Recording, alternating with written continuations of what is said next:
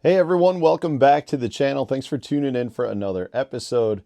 Today we're going to talk about spinnerbaits and go over the entire spinnerbait so that you fully understand the components that are on there and how that can dramatically change the performance of the spinnerbait. There are tons and tons of different spinnerbaits out there. Most individuals look at it and they specifically just look at the combination or type of blades that are on it. Meaning there's a lot of different blades you can use on spinnerbaits, but that's not the only important thing. There really is a lot that goes into the specific type of wire, the blade combination, the skirts, the hooks. So I want to go through the entire spinnerbait so that you guys fully understand what it is that you're looking at, so that when you go to purchase a spinnerbait, you're purchasing the one that best meets your needs. I've had several questions from viewers asking about what spinnerbaits I like to use. And the reality is I use a whole bunch of different spinnerbaits because there are so many different combinations out there. And if you truly understand how the components work on a spinnerbait, you can really choose the right one for the exact circumstances that you're fishing. So let's break this down a little bit. You know, when you look at a spinnerbait has a bunch of different components. So this is just the tightrope bite getter spinnerbait. It's a pretty standard spinnerbait here in terms of the overall look of it. So if I showed you this one, or I showed you the Berkeley spinnerbait, or I showed you a War Eagle, you're going to look at it and say, well, they all look pretty similar. And they do, because they're a spinnerbait, but they're not all similar in a lot of different ways. So we're just going to start walking through the components. The first thing that I want to talk about here is not necessarily the blades. Do I think the blades are potentially the most important? Yes, I do. But I think one of the most important things is actually the wire that you're choosing. There are a lot of different types of wire materials. There's a lot of different thicknesses. Now, the first thing to point out is the material. If you have a material that is a little bit lighter, has a little bit more malleability to it, you're generally going to get more vibration out of it. A lot of times, though, those are generally going to be thinner materials and they don't necessarily last as long. Personal preference, I would rather use a lighter wire just to give me more movement, more vibration. I think it cuts through the water better too. So you want to look at your material. In some instances, you're talking about your standard like stainless steel, I think are what they are. But then there's a lot of like ones out there that use like piano wire. There's titanium ones. There's a bunch of different variations out there. So you need to recognize that not all wires are the same. The other thing with that then is the gauge of the wire, right? Your thickness of the wire. Generally, the thicker it is, the stronger it is. But again, the thicker it becomes, the more you're going to take away the vibration and the movement of the arms. I personally like a lighter wire because when I move it in the water, you get a little bit more movement out of the blade. You get a little bit more collapse. And that generally tends to look more like a school of bait fish. The other thing I want to point out with respect to the wire, in most, I would say pretty much all high quality spinnerbaits come with what they call the R bend at the top. So where you would connect your knot or your swivel or your connection point to your line, that looks like an R. The reason the R bend works so well is because it prevents spinning. If you happen to see a spinnerbait that actually has a fully enclosed circle where they twist the wire, those tend to want to not run true in the water. That one single twist will actually act as a rudder and want to turn the bait. So at high speeds, it could rotate the bait in a complete circle, but generally on the retrieve, instead of your spinnerbait running true, it'll actually run cockeyed a little bit. So try to stay away from those twist ones. Your high quality spinnerbaits will all have an R bend in it. The next thing is the blades, right? So the blades are very important with respect to how the bait's going to vibrate in the water and what depth the bait's going to run at. If you go with your Colorado blades, so your circles for the most part, these grab a lot more water, make the bait ride a lot higher. So you're not going to be able to get these baits to run that deep. Generally speaking, you fish them a few feet down, you know, you're generally fishing in shallow water. If you want to get them deeper, you're probably going to have a very heavy head and reel them extremely slow. Then you've got kind of your crosses.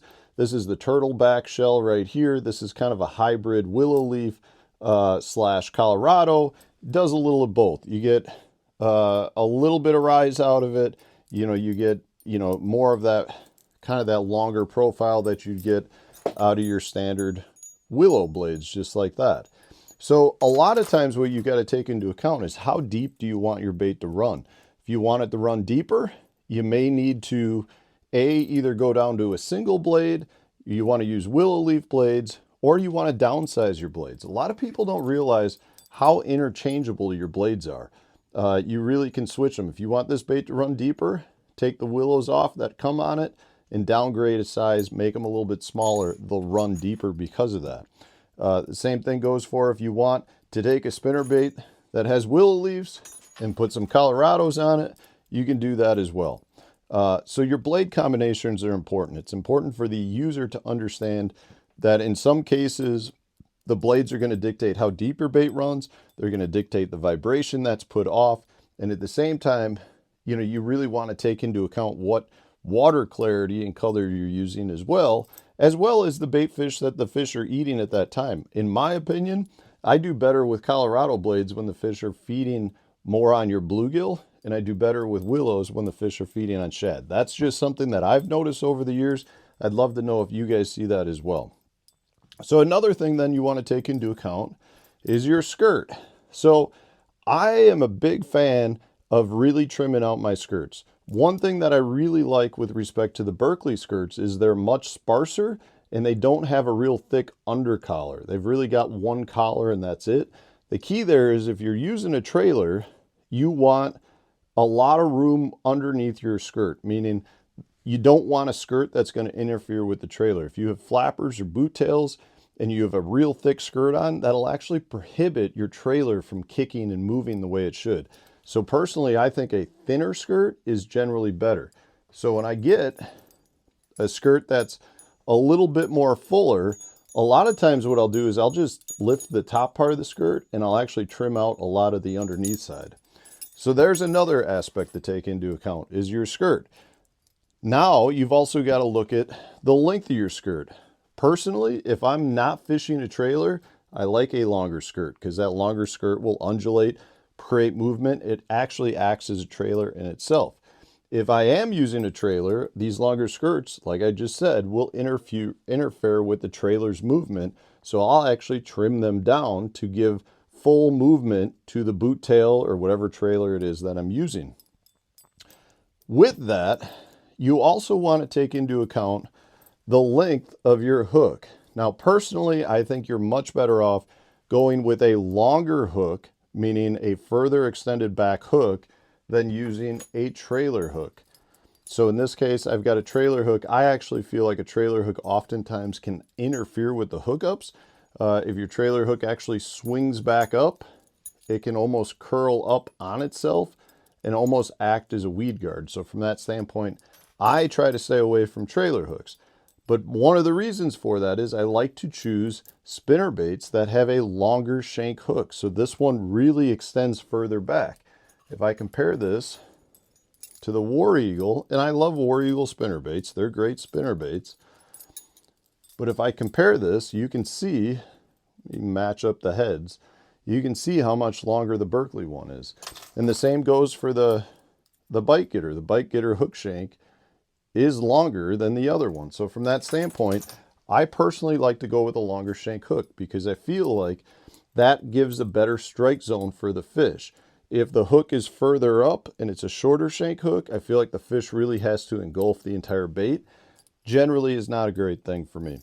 The last part that you want to take into account is your head design. So how is the head designed? Is it a traditional bullet shape, which tends to want to run truer, or is it a little bit more of a bulbous head where the weight's at the bottom, which is going to want to ride the bait down deeper?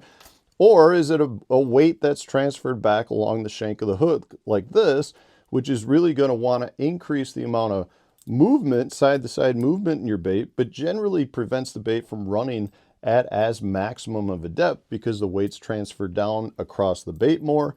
And from that standpoint, it's going to run more level in the water. So depending on what depth, again, that you want to fish, you got to take that into account. But if you fully understand the skirt, the weight, the wire, the blades, the trailers, you really can figure out a combination of a spinnerbait that will excel on the lakes that you're fishing. You know, you really want to fully understand it. And it's not just as simple as your blades. There's so much more that goes into it. And a lot of times, I can't tell you how often I've seen on one lake, a certain spinnerbait excels, on another lake that looks and sets up the same way, a completely different spinnerbait sets up and excels. So in my opinion, you're really, on a good spinnerbait lake, you really want to try a bunch of different spinnerbaits, and what you'll find is that there is a specific combination of all of those components that will really excel and get you more bites. So hopefully this answers the couple of viewer questions I got.